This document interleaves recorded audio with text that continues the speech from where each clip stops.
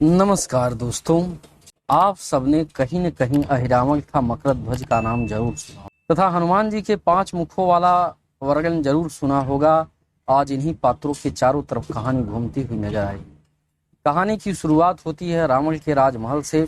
रावण को सूचना दी जाती है कि आपको पुत्र जन्म लिया है, लेकिन उसके गले में सर्पों की माला है तथा मूल नक्षत्र में जन्म लिया है। वह सोचा कि यह बालक मूल नक्षत्र में पैदा होने के कारण हमारे राज्य का विनाश का कारण बनेगा। इसलिए रावण ने अपने दूत को आदेश दिया कि इसे जमीन में गड्ढा खोद कर दबा दिया जाए।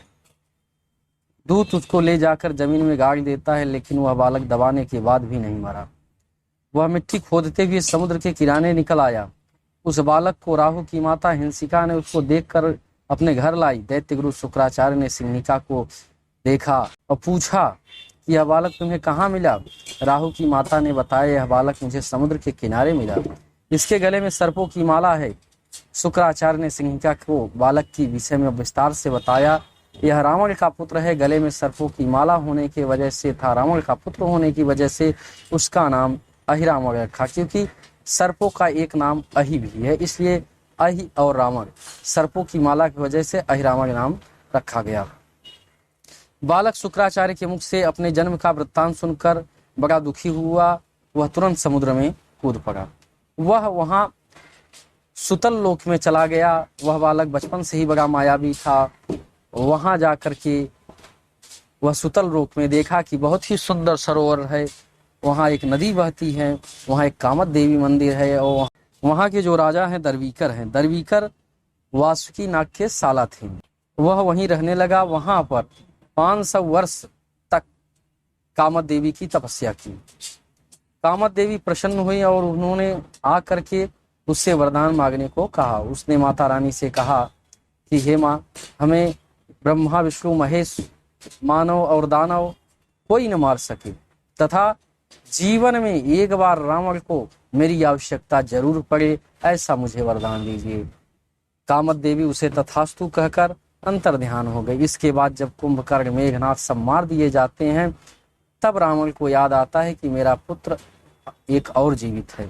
उसने अहिरावण को याद किया और बोला, राम लक्ष्मण हमारे शत्रु हैं, उनसे युद्ध कर उन्हें पराजित करो। अहिरावण जाता है राम के शिविर में तो देखता है कि दरवाजे पर हनुमान जी पहरा दे रहे हैं। तो वह विभीषण का भेष बनाया और हनुमान जी से बोला, भगवान राम हमें याद किए हैं, हम राम से मिलने जा रहे हैं।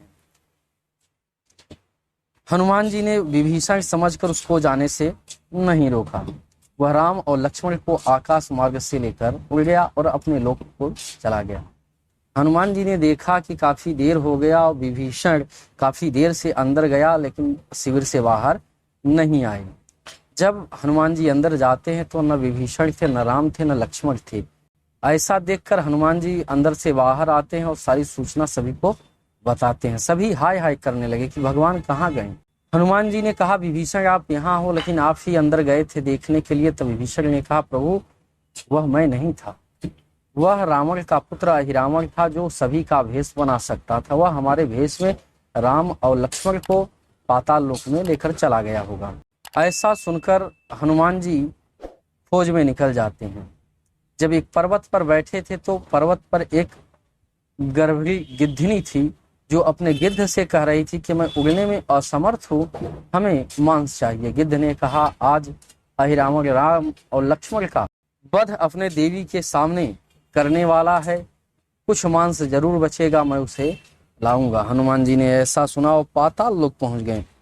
जब हनुमान जी उसके महल में घुसना चाहे तो मकरध्वज नामक एक बंदर ने उसको रोक लिया और बोला कि हनुमान पुत्र के रहते आप अंदर नहीं जा सकते। हनुमान जी बड़े आश्चर्य में पूछा कि मेरा तो विवाह ही नहीं हुआ है, मैं बचपन से ही बाल ब्रह्मचारी हूँ, तो पुत्र कैसा हो गया।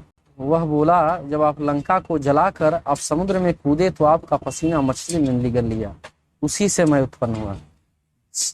मैं जब तक यहाँ हूँ आप अंदर नहीं जा सकते। हनुमान जी ने उसको अपनी पूंछ में लपेट लिया और अंदर चले गए। अहिरावण जब तक तलवार उठाया बलि देने के लिए, उसी समय हनुमान जी ने जोर से गर्जना की।